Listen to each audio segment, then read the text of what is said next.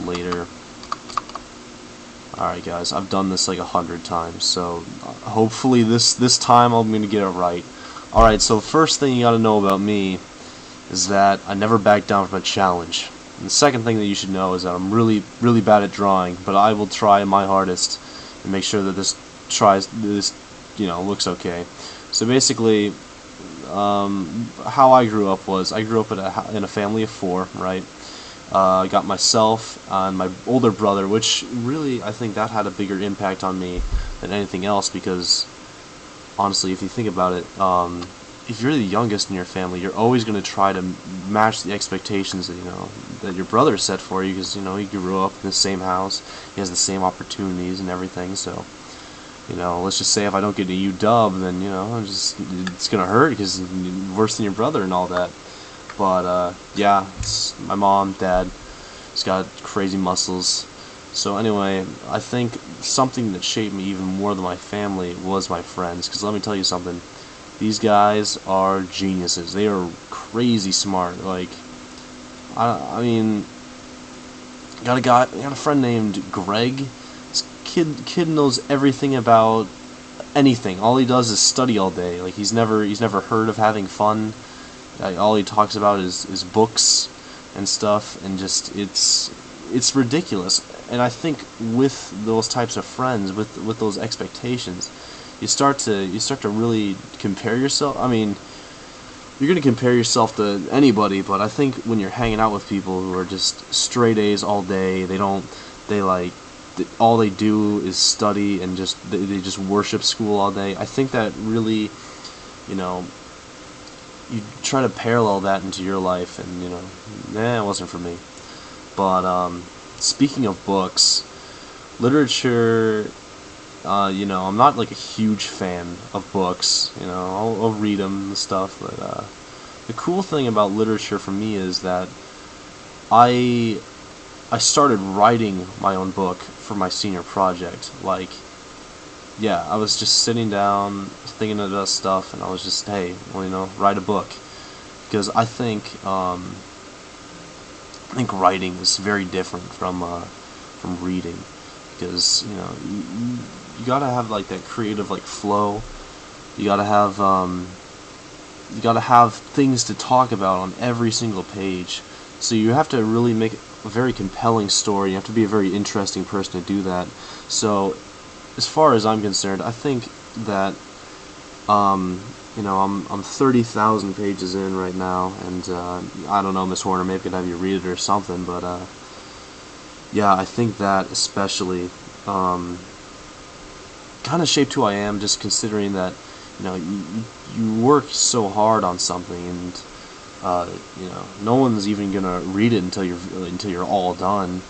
And writing it, you have no idea if your writing's good or not, or if it's gonna get published or whatever. I mean, hopefully I'll get published, but I'm 18, who knows? So anyway, moving on. Language. Spoke English my entire life. Tried to speak Spanish, but let me tell you something. Other languages are very, very difficult. Especially for me, when I've actually gone to Europe, Spain, all that. But you go to Paris, and most people there speak English. So I mean, I don't really have any significance to English, because I think for everyone it's kind of the business language. It's like the language that everyone uses around the world if you're looking to talk to people overseas or whatever.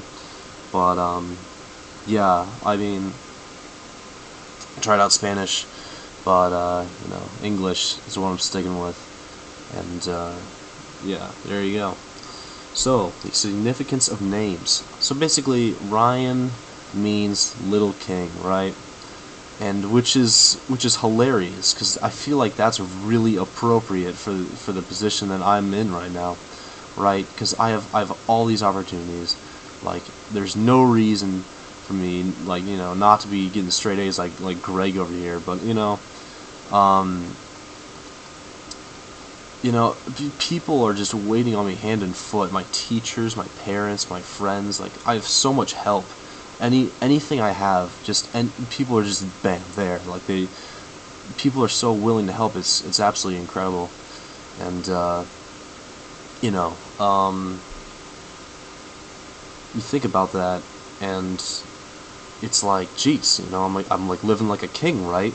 Because people are just like giving me opportunities left and right, and little is kind of debatable. I'm like 6'3", so hey, whatever. It's a pretty close match. All right, next up we got importance of memories.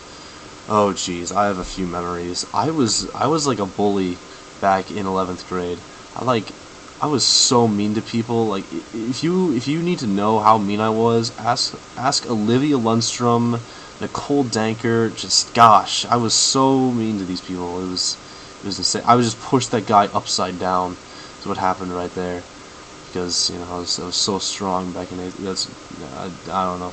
I was so strong in sixth grade. I had like muscles like bursting out of my arms. So yeah, I think that really played a role in shaping my identity because gosh, I was so mean to people. I don't know, like I think you get kind of a perspective about like other people, because sixth grade's a weird time. I mean, I think you have a lot of growing up those middle school years, but I think for the most part, I learned a lot about treating other people right and how to be respectful and all that good stuff. But transculturation, where are you in your center? I have no idea. The whole book that we just read, right? The namesake, dude couldn't find a center. I have no idea if I'm right in my center, if I'm like a million miles away. Like,